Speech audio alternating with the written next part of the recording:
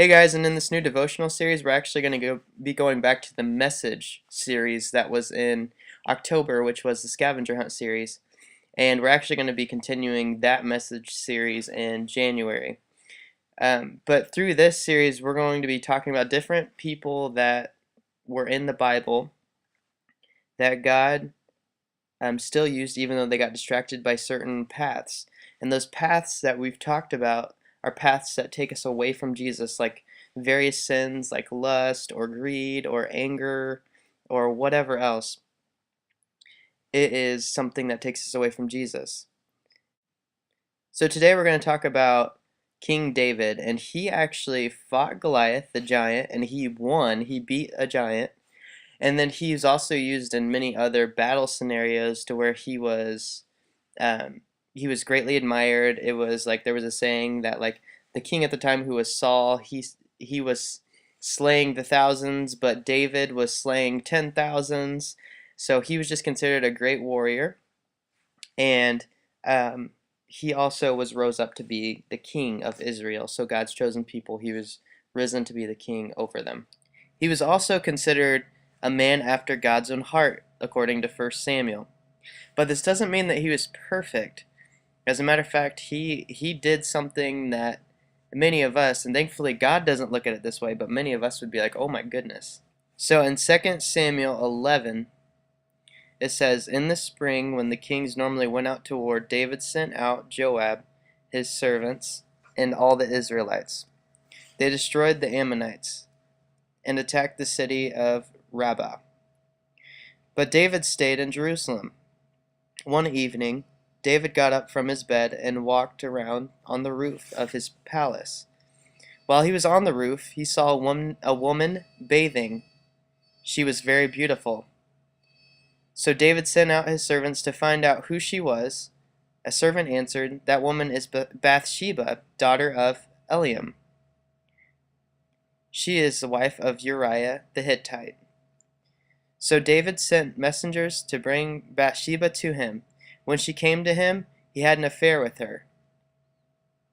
Then she went back to her house, but Bathsheba became pregnant and sent word to David saying, I am pregnant. So David sent a message to Joab, send Uriah the Hittite to me. And Joab sent Uriah to David. When Uriah came to him, David asked him how Joab was, how the soldiers were, and how the war was going. Then David said to Uriah, go home and rest. So Uriah left the palace, and the king sent him a gift.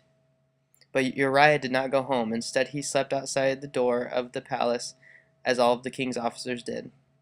The officers told David, Uriah did not go home. Then David said to Uriah, you came from a long trip. Why didn't you go home? And Uriah said, the ark and the soldiers of Israel and Judah are staying in tents. My master Joab and his officers are camping out in the fields. It isn't right for me to go home. David said to Uriah, stay here today. Tomorrow I'll send you back to the battle. So Uriah stayed in Jerusalem that day and the next. Then David called Uriah to come to him.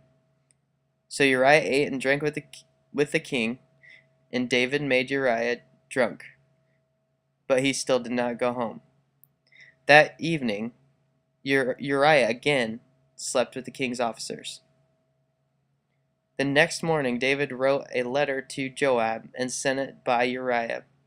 In the letter, David wrote, put Uriah on the front lines where the fighting is worst and leave him there alone. Let him be killed in battle. Joab watched the city and saw where its strongest defenders were and put Uriah there. When the men of the city came out to fight against Joab, some of David's men were killed, and Uriah the Hittite was one of them. So what we got in this section, and it is a long section, I'm sorry about that, but it's in 2 Samuel chapter 11, 2 Samuel.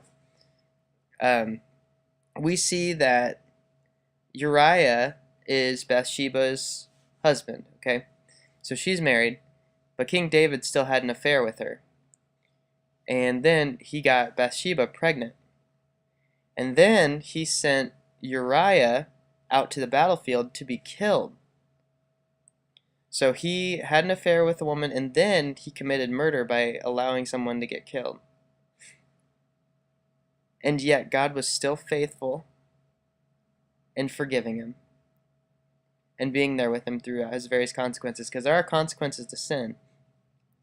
And some of his consequences were his sons were actually out of control. His sons were power hungry and literally just out of control. And God was still there, faithful to David by staying by his side through it all. And because even through those consequences, God was still there. And this was somebody that God continued to allow to reign over Israel. So he was still using him, and he used him even before the sin. Even though God knew he was going to commit that sin, he still used him even before that, and then he used him after that to reign in Israel. So no matter what path we get distracted by, we can always be encouraged that God will take us back and that God will forgive us. And the path that King David was distracted by was lust. He was lusting after Bathsheba, and that caused him to have an affair with her and then kill her husband. But God was still faithful to forgive him and be there with him and be faithful to him through his consequences, and he still allowed David to reign over Israel.